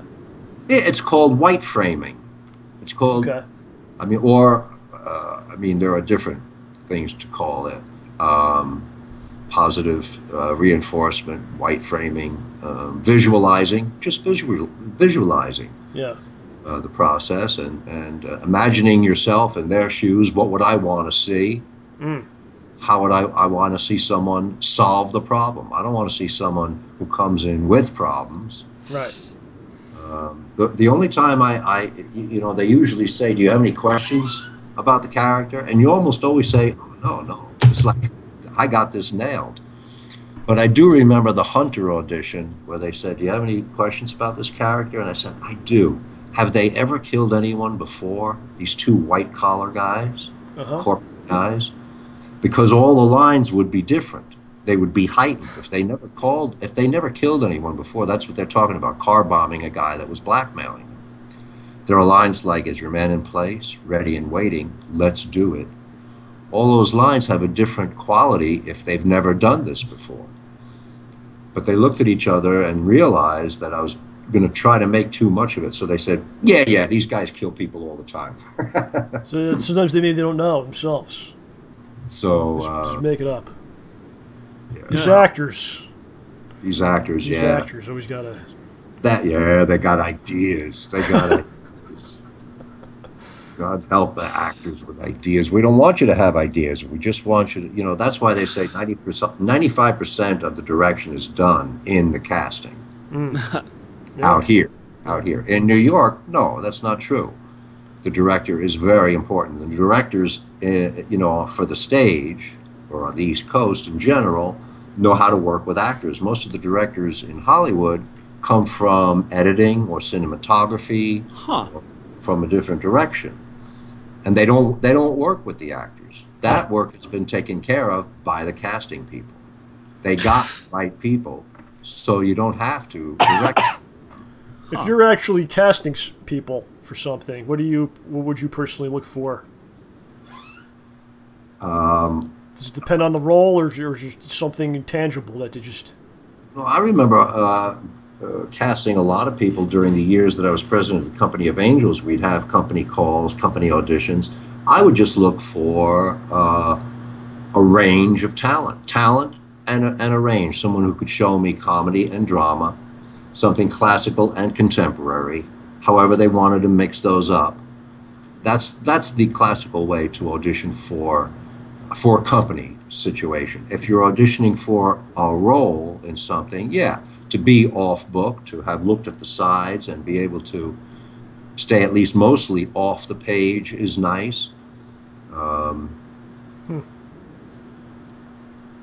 It's hard to say. It's a certain something maybe sometimes that you can't quite describe. Yeah, it's a quality that sometimes someone can fit right into your vision of them. Yeah. I remember casting the lead in A Clockwork Orange, almost opposite of the image I had for Alex, the large Alex, the narrator. I saw him as an aesthete, an artist, who appreciated the way a drop of blood would flow down a cheek. But I eventually ended up casting a guy who was rather fascistic. He was a bully.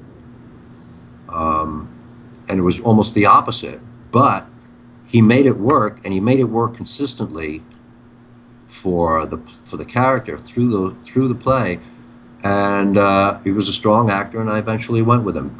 Directing is a balance of vision and surrender. You have to be able to see the play beginning to end, but you got to be able to hear what is begging to emerge, because you might be cheating yourself if you say no, do it this way. No, you gotta avail yourself of their options. I appreciate actors who think. I appreciate actors who come in with ideas instead of, what are we doing today? What do you want me to do now? Right. I like when they come in, I got an idea for this scene. They're invested in it. Yeah, they're more involved. Excited about it. Enthusiastic. Yeah. Usually things that help out. Yeah. All right. Awesome, man. We're going to wrap it up here, Ed. Okay. Thanks for coming in, sir. Thank you. You've been turning up on Twitter. I've seen a lot of action from you lately, and a lot of positive feedback you've been getting on there. Oh, well, I just got an email from somebody called Betsy.com who asked if I wouldn't mind being in their celebrity section of their guide to places to eat. You could say, what is this? You could pick it as local or any place you've been in the world, Cool. I talk mostly about L.A. and New York, and I said, and my angle is that I'm a meat and potatoes actor. The places I pick are not necessarily going to be the best places. They're going to be the best for the buck. Yeah. And that's good. So I think they'll appreciate it. A lot of times those are the best places, Yeah. So if you want to follow Ed on Twitter, it's at Ed_Trotta, I believe. Is the tag there. Right. All kinds of stuff going on with that. It's putting pictures up, getting the retweets, getting the favorites going. It's unbelievable. Just a little bit. A little taste. The fan club Facebook page is where I'm trying to get people to go. Fan club Facebook page, guys can check out. We'll have the link up on the video description of this video. Yeah. And You posted on there too. We posted about the game show thing. You want to find out some of this stuff earlier? Yeah. Then you well, I did. follow Yeah, his travels. Yeah. Oh, one question before you go. I wanted to ask. Yep. What was the occasion on which I had the cookie with the candle, and that you blew out? And that was the 100th episode. Oh, that was the 100th. That was episode. about a year ago. I was watching today that you're coming up tomorrow. I mean, next week is 3 years. 3 years. Yeah. Yes. That is really something. We would have hit, we would have hit 150, but we kind of took a couple of weeks off this year, so I think we're at 137 or 8 or something. I don't know, something like that. 8 or 9? 8 or 9, I thought. Well, congratulations on 130. What is 7? Yeah, something like that. Yeah. Yeah. Boy, thank you. It's a long road. Hang in there. Yeah. Trying, Ed. Yeah. All right, sir. We'll talk to you next month. Okay, talk to you next month. Be well. Stay cool. You got it, man. See you later. See you later. Bye-bye. Bye. Mr. Ed Trotta, ladies and gentlemen. Good man. Wonderful gentleman. Pleasurable for all when we're involved in. Let's get to the art for the week. Oh, wow, yeah. Good stuff happening. This comes to us from King of Kings 5400. So making art for us the last couple of weeks. Really appreciate that. It is that classic pose, classic John Rambo prose, with the word ball simply written on below. Some people, they might say change or something like that. No, simply balls. Balls. That's all you need to know, John. All you need is balls. We're all about the copyrighted music today, John. It's parody. This comes from a gentleman named Gay Kiss. He has sent us art before. I don't know what I'm looking at here, but it's truly remarkable and I love it. It is Schnozman. It is mixed with some sort of Gordon Ramsay, maybe? I don't know whose hair that is. Yeah, it looks like it could be Gordon Ramsay. It's not Guy Fieri. No, it's definitely... Well, we know it's not him. And it looks like one of those... what do they call these things? Technical drawings or something? Yeah, a little bit. There was a class in high school that I had that I failed. It was graph paper. You draw stupid freaking lines on it. What was it called? I failed the class. Technology? No, not technology. It was like, drafting? I don't know what the hell it was. It was dumb. Thank you, sir. This is a picture that we took. I put this up on Twitter this week. It is from the Epic Games, which is, of course, the level 1 game store in the Danbury Fair Mall, Danbury, Connecticut. And it features Nick, who actually works at the store. He's the manager of the store. With a Get Epic hat. Carl and Joe. And we took a bunch of photos. Like, I'm finding all this weird stuff now. I'm going through the footage. There's a lot of photos of things we took and all kinds of crazy stuff. Yeah. And, we're going to have a nice little compilation coming out at some point with all this stuff included, hopefully. Bushi made these two. This is what his vision for the Schnozman Hole Punch Blu-ray. The cover would be this. And this is his back, which also has the description of the series that I wrote on that card, which didn't really fit. It's got 1,000 words written on there. So that's the art, ladies and gentlemen. Thank you for that. You can send it over to StayBallsy@gmail.com or Twitter or any of that stuff. The art has been a staple of the show all this time, going all the way back. Yeah. I don't think we ever actually asked for art going all the way. Well, I'm not sure about that all the way back then. People just started doing it, and then I was, people are going to make art for us. Okay, yeah, please keep sending it in. That was awesome. Yeah. So for many years, the art has been a staple of the show. What's going on behind you? I don't know. It looked like there was a magical monitor in my desk, but I think it's just the weird lighting. It's like a Dracula thing. You can't see him in a mirror. Yeah. There's certain things you can see on a webcam that you can't see in real life. Yeah, that. And I mean, I thought somebody entered my house a little while ago, and then I thought I saw somebody enter the room, and I didn't. But both the doors are locked, and no one's expected to be here, so I'm kind of freaking out. Doing a live stream is if someone comes in to harm you, like it's on camera, right? Yeah, so we're not ever turning off the camera, guy, and it's going to be on all night. We're just going to have a 24-hour stream going, yeah. So that's going to wrap us up for the week. We'll be back next week with the 3-year anniversary show. Got a little different spin on it. A little gimmick going on next week. See how that turns out, Should be a little fun. I think, see what happens, man. What's going on tomorrow? You got a work day tomorrow? I do. I got a work day. You want to go in for me tomorrow? And I gotta go do my own stuff too, though. No, you don't want to. It's crazy. I'd like to see you at work, how you just fly on the wall, just to see how things go. It's not that exciting. The only time it's exciting is when I make stupid jokes in meetings. Like out in front of like a whole meeting room? Well, mostly just with my team. Every now and then I'll throw something out during a bigger meeting if it's appropriate. Did you tell the guys about the Sean Osmond Hole Punch episode came out at your job? Because I know some of them my boss started watching, so... You started watching the whole thing, or...? He saw episodes 1 through 3 and then tried to watch episode 4, or the most recent episode, and watched the show instead where we sang from my house. And he goes, what is this? He's like, what happened to this episode of Schnozzman and Hole Punch? You guys were singing? And I'm like, what? Oh, God. Yeah. My mother had a similar experience with that. He's a nice guy, though. Because it plays and it goes to the next video, you know? Yeah. Sometimes. So, but X, if you're watching, I'm sorry. You're awesome. Thank you for watching. I'll give you links to the new episodes. Are your boss? Yeah. We call him X. X? His name starts with the letter X. Yeah, his name starts with the letter X. Is he Xavier? No, it's not. Do you work at the academy? No. Sadly. The Academy for Gifted OJs? I keep forgetting. Like, I used to know instantly what the address for Salem Center. Salem Center. Yeah, no, the street name. Like, I keep forgetting. They changed it over time, though. They would constantly, because like early on they would say South Salem. They'd actually like spell it out.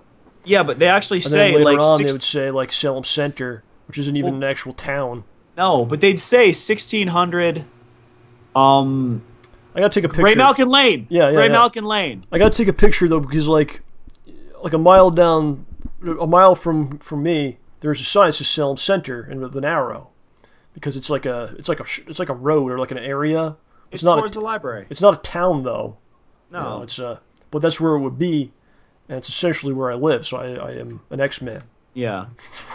Me too. I'm clearly a mutant. Well, that's where you're from. You're like Cyclops turned heel. Thanks, John. Killed me. I'm Wolverine. Oh, you're Cyclops. Oh. We were supposed to read some comics this week. I think we forgot to do that.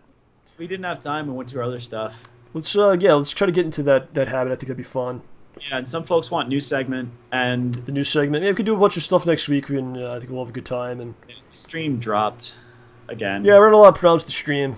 Apologies, friends. Yeah, how it goes. But the show's available on many platforms, and we're gonna have a bunch more coming next week, as we'll announce. We're gonna be all over the place. So it's out of control. You will see where we will be, and we will watch you all the time. So, my friends, thank you for joining us. Thank you for listening and being a part of John Rambo Presents, the very best in free and optional entertainment. OJ, thank you for being OJ. Thank you, guys. Sometimes all you need every day when you get up, a little OJ. Put it in a glass, swish it around a little bit, take a big gulp. Let that OJ into your heart, into your esophagus as it travels down, clearing a path for the day to come, clearing a path for your destiny, your goals, your morals, your positivity. Let it into your heart and defecate it back into the bowl of society. My friends, we'll talk to you later. Have a good night. God bless and goodbye.